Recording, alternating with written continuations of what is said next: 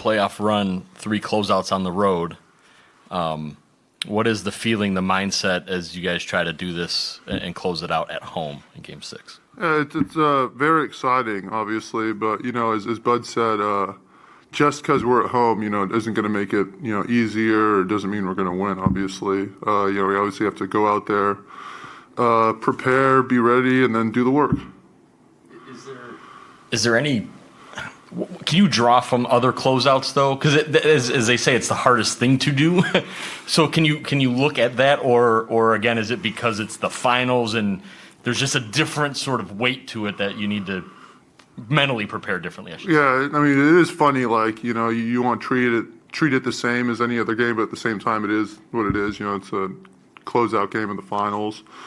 But I definitely think we can take from our other experiences in the playoffs, those games that you mentioned, and one thing, that if you look at all of them, obviously we know that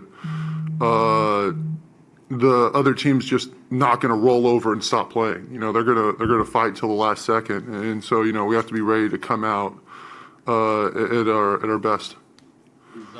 I'm curious, since when you came in and maybe when you started, you were considered a traditional big center. How you view Giannis in that light? Meaning you see him kind of hit the rim numbers and the restricted area numbers and the comparisons statistically to Shaq. And I'm just like, how do you view? Is he changing the big, so to speak, or how do you view him and the way he operates in there in that way? It's really incredible because I guess technically position-wise, he's a big, but he just, he's really in his own category, honestly. You can't really peg him into one spot.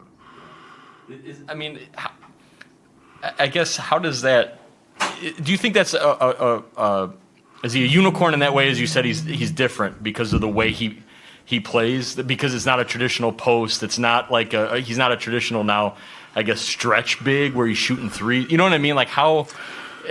Yeah, he's really his own player. I mean, and you can stick him into literally any lineup, and you could have 2 bigs already, 2 guards, 2 wing, whatever it is, and you can still throw him in, and he's gonna find a way to fit in just right and still stand out.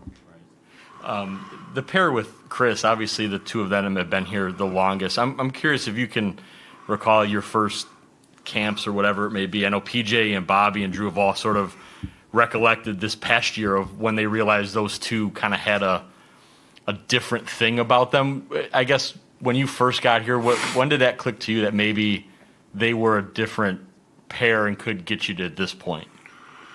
I mean, both those 2 players are just so incredibly talented and gifted and smart when it comes to basketball, but they definitely hold and treat themselves differently than other stars I've been around, for sure.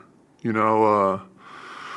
just have this very kind of typical way they hold themselves. They go about very businesslike, workmanlike, but still comfortable and great to be around. When they're on the floor, it's just a very atypical, kind of superstar look for those 2.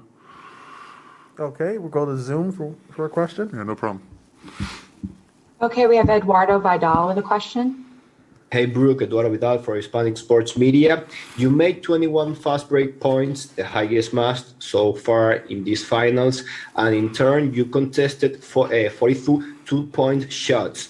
What did you adjust on defense that allow you to defend better and run the court more often? Actually, those 2 points you brought up, the 3-point shots and fast break points for us, those are 2 things we're focusing on for them. We want to limit their fast break points and take away their threes. So I think we've done a better job at contesting those on their end, and that leads to those for us.